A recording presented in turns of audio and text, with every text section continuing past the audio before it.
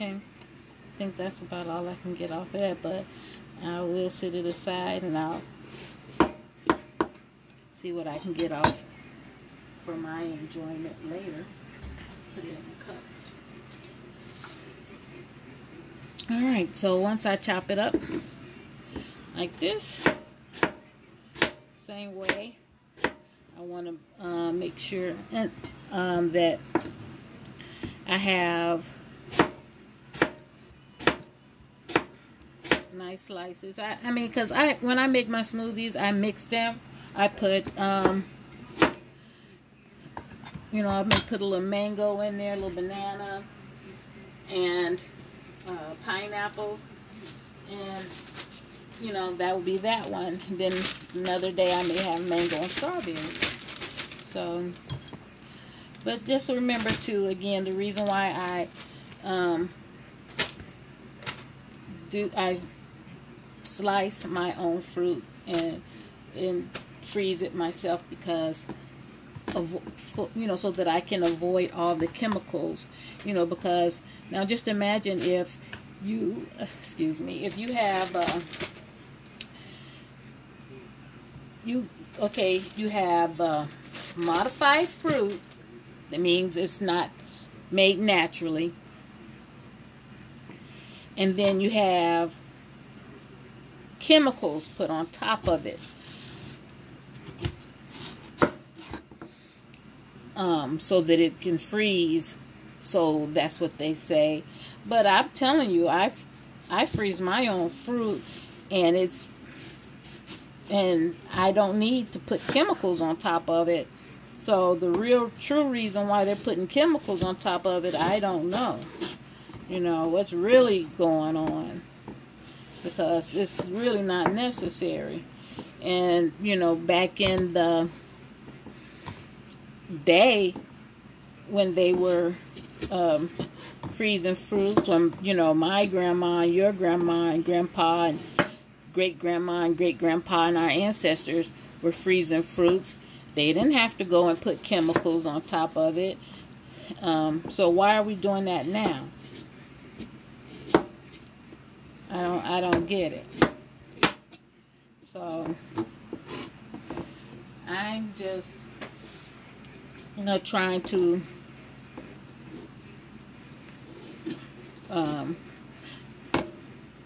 eat the purest food that I can. You know, I would love to start raising my own chickens. I tried that once, and I think it was either a possum or a raccoon got to my chicken. I only had one. We had named her. She really had became a pet for us, and you know, I had her in a cage, but it wasn't the right type of cage. She should have been in one of those kennels that have like the plastic on the side, and then it has like the wire gate in the front for her to look out, and then it had like little wire windows on the side for her to look out, like a big dog cage. One of those like huge dog cages that look like a dog house. It should have been something like that. So, but I actually have one of those. But I just, you know, it was first go around, so that's what happened. But I'm going to try again. And I think she was lonely too. And next time I'm going to make sure that I have more than just one chicken. You know, I had just one lonely chicken, but I'm telling you, she loved me. When I would get up in the morning, she would be out there, you know, fluffing her feathers around and, you know, shaking the cage and everything that I had her in, you know, because I would let her, you know, roam free in the backyard sometimes, and then sometimes she would you know, tried to get away from us. So we made sure we put her up at night. And so that's what happened. Either a coon or a possum got a hold of her. One morning I got up and she wasn't rattling the cage. I knew right then something was wrong. And it just really hurt me, hurt my little heart. You know, as much as I can, you know, go to the store and buy a whole chicken and bring it home and cut it up, you know, and everything, I couldn't. It was so hard for me to go out there and get, you know, her remains from that cage. It was so hard. And, you know, that's what happens when you know, something happens to your pet, because that's what she was. She was a pet to us. And, but I wanted to, I wanted her to lay eggs. I wanted to see her lay some eggs. And I was in the process of building a chicken coop. So once that happened, all the, you know, the project just kind of went on hold. We still have all the chicken wire, the chicken nets, and wood out there in one little corner of the backyard. And so I got everything. Yeah, I do. I have everything that we need to build the chicken coop. So this time around, I'm going to wait. And what I know is that I'm going to make sure that it's leveled off the ground so that she can, you know, they can have some space. Okay, so that's the mango. Didn't take that long. Look at that. Like, looks delicious, doesn't it? Like that. So the next thing will be the pineapple. Pineapple coming up next. Pineapple on deck. Wood. There. Pineapple. And some water.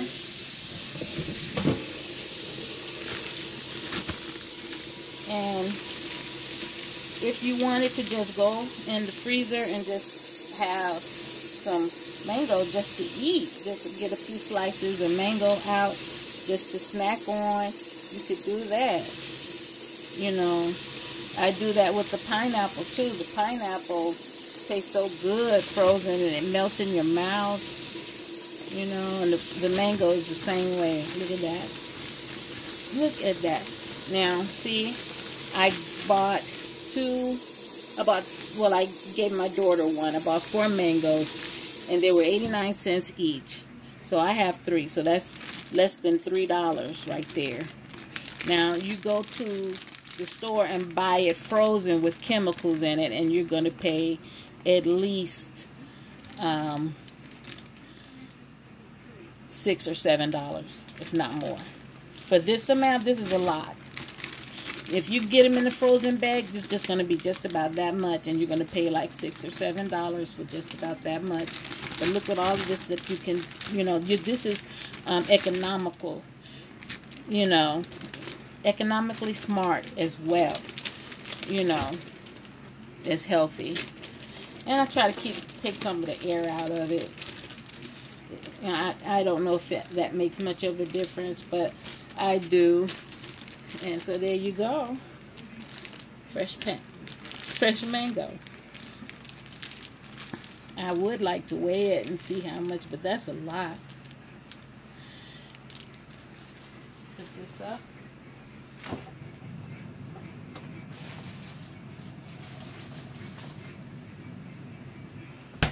I'm going to get into how I also pouring up my cup of coffee. There are so many ways to save money. Here's my coffee. To save money and when you're shopping, because one thing that I do is I'll buy a whole turkey, you know, and then especially like around the holidays when they're selling the turkeys for dirt cheap. And then sometime off seasons you can get them for cheap too because nobody's thinking about them. And I will get a couple of turkeys, bring them home, wash them up, and you know, quarter them and freeze them. And you know, that's another way of you can save, eat healthy. You can, you know, cook it with the skin on, cook it with the skin off. What I do, I take the skin off of my turkey breast. When I do that, I split the turkey breast, and because I can get more out of it that way. So I'll split the turkey breast, and I'll take the skin off, and I will freeze them. I'll freeze the legs individually, the thighs individually. I take the back and I make my broth from the back and the giblets that's in the bag. So here's the pineapple, and I use that to make, and I'll make with the, when I'm speaking on the turkey, I'll use that, the back part, and I'll make a great big old pot of broth and let it cook down. And then I can split it up actually and make 2 big pots of broth, and then you let it cool down, and then I portion it up into the little freezer containers, Rubbermaid freezer containers that actually hold together after it's cooled off, and freeze them. And then every time I want to cook something and I want a little broth, I have it. You know, so those are little tips. And I'll be able to, I'll share that with you also on my journey. So I have a lot of things to talk about, to share with you. And that's what I want to do. I want to share with you some of the things that I'm going through. You see, I like the floral head, and sometimes I let it stick around for a while because they're cute, they're pretty to me. I like them.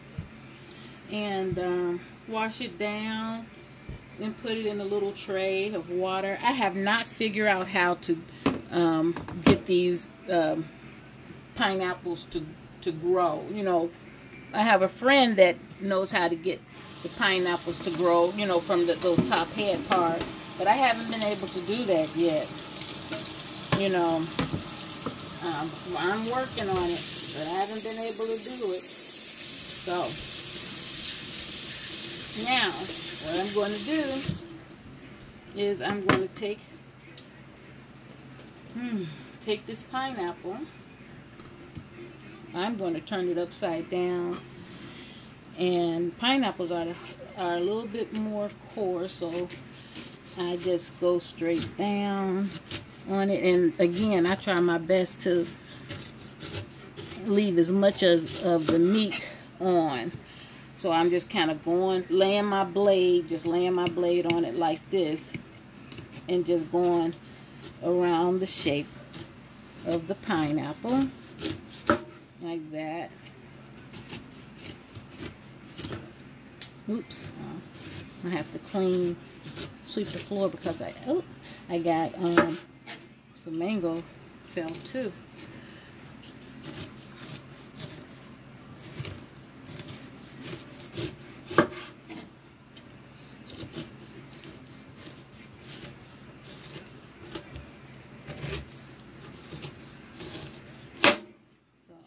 I'm just going all the way around.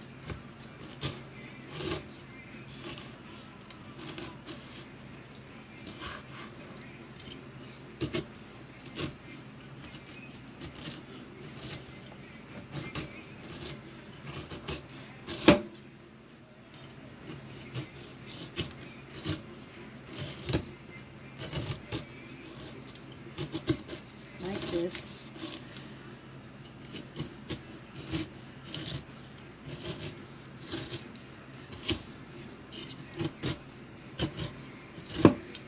Now, I'm going to get ready to pick these little brown dots out. I can't stand the little brown dots. It's on there. And I don't worry about the middle of the pineapple either, because it's edible. A lot of people throw it away, the middle part, but you don't really have to. It's edible. Okay, so now I got much of that green off. I can. And cut this part right here. Oh, wait a minute, let me set it down. Clear this off.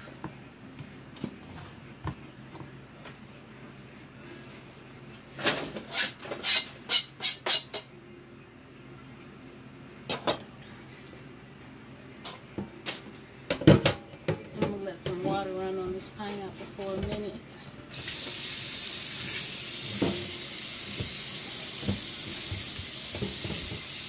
Looks like I might have cut it too soon because I don't see any yellow anywhere, but it's okay because it's still a pineapple.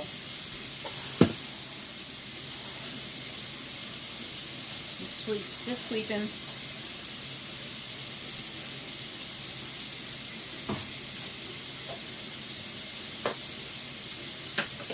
I'm back. Alright, so even if I'm not satisfied with the color of my pineapple and I want it to ripen a little more, it can still ripe some more. I could slice it and just set it. I can just not even slice it, but set it just like this in the refrigerator for a couple of days, and it'll keep ripening right there in the refrigerator. It's not going to stop ripening if I want to. I'm going to taste a slice and see what I think of it. I think I need to let it ripen some more because it is pretty white. Cut that part off. I think that's where it was standing. Yeah, maybe. Okay, cut that off. Alright, so now I'm getting ready to cut show you how I take the little brown spots out. It's probably a better way. I haven't found it yet. I'm still new to this, so I'm struggling with my being new. Okay, so I'm going to get, I have a grapefruit spoon, and I like to use that grapefruit spoon to pull out the little brown spots.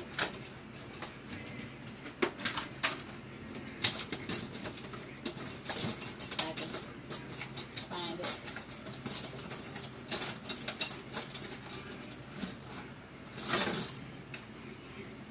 Here we go. So this is a grapefruit spoon. You know, it has that edge on it right there like that. And so what I do is I just go right in there and just do like that. Get that out. See how that works? Go in there and get it out. You know, I'm not sure if I let it go through the blender, if it would, the blender would chew it all up, I guess. I don't know. But, you know, I don't want to take the chance. And then I slurp it up in my straw, or whichever way I choose to drink it that day, and get that little thing stuck in my throat. So I'll take it out. So this is going to be a little time consuming, so I'm going to pause and come back and let you see how it looks once I pull it all out. Okay, so it didn't take as long as I thought, but here it is. All the little brown spots are gone. I left one because I want to show you. I found a little technique with my grapefruit spoon. The best way, because before I was trying to go all around it, it's not really necessary. I could just put it in right there like that, and then put it like one little stab right there at the bottom, and then another little stab right there, and it popped right out. So you see, it's just that easy. And now I'm going to rinse it off right quick. I thought about putting it in letting it sit in the refrigerator for a few minutes, because it is kind of, it isn't totally ripe yet, but I tasted it and it's still good. So I'm going to go ahead and chop it. There go all the little spots, the little things I took out of it, little brown things. So I'm going to rinse this off right quick. I'm going to go ahead and chop it up and freeze it, and that's going to be it. So I really have enjoyed spending this time with you guys and sharing this with you. Again, my name is Lillian, better known as Boss Up. That's right, Boss Up. You know, I've shared a little bit of my personal testimony with you of what some of my experiences, you know, being independent, self-employed person, and having to deal with challenges of becoming injured. You know, it was a car accident. It was actually a hit and run. Somebody hit me. It was on a Thanksgiving evening, and I was dropping off my son and my grandson back home after our feast, our Thanksgiving feast, and we were involved in a hit and run. Someone actually hit my vehicle on the front end, on the driver's side, of course, which knocked me off the road, actually knocked me off the street. I barely missed 2 poles, you know, and I thank God for that. The first pole, I swerved to the left. The next pole, I had to swerve to the right, went over into a ditch, and the guy who hit me kept going. Luckily, there was a witness, an eyewitness, that saw the whole thing, and he actually went after the fleeing car, and he saw them pull over into an alley, and there was, you know, accessing the damage to their vehicle, not knowing if we were still alive or not. And I kind of went over, you know, the impact knocked me over. You know, the little medium part of the vehicle. There's the little console where armrest, knocked me over that. And I'm still trying to control the vehicle. Missed 2 poles, would have been head-on collision. I mean, the pole, it would have went right down either on me or my son, who's in the front seat, and my grandson, who's in the back. They were both fine. My grandson did bump his head against the window, but other than that, he was fine. His mom didn't want to take him to get to the hospital to get seen, and he was fine. And you know, you just have to be so careful out there. You have to drive for yourself and for others as well. You know, that I haven't been physically the same since that accident. You know, I tried to do the same things that I was doing before, like taking the kids hiking and stuff. And, you know, I just really can't do it anymore for right now. But I'm going to believe and have faith that I will do it again. You know, I will be able to take, you know, the kids out hiking. But, you know, I've decided that I do understand that, you know, in order for me to run a child care facility again, I'm going to have to hire someone to do the things that I used to do, but I can still oversee it, you know. So I've been giving it a lot of thought because it is such a passion for me, and I miss it. And I know the things that I used to do, like getting down on the floor with the kids and crawling around on the floor with the kids and making them laugh. And I used to climb. I would get on the floor and crawl on the floor with them in the toddlers class. I would, you know, visit each class, and I would get on the floor with them in the toddlers room and in the infants room, and I would crawl around on the floor with them, and I would make them laugh. And I would, you know, do things that a lot of other child care owners would not do. Like that, for instance, getting down on the floor with them and getting down to their level and you know, like, what's up, you know? Crawl under the table with them. Things like that I can't do anymore. It's so much fun. But, you know, that's life. You know, that's life. You know, you live, you experience, you know, things, and you grow from them, and, you know, you can pass it on. You know, I do have a feeling that, you know, I'm going to meet someone that's going to have a passion for children the same way I do. And, you know, we're going to come together and make a good team, you know. And it's going to happen. It's going to happen. You know, I have faith that it is going to happen. So I just slice these up. And the reason why I slice them up in smaller pieces now, because I realize when it's saving me time, because I used to like put them in there like this, and the blender wasn't happy with me for that.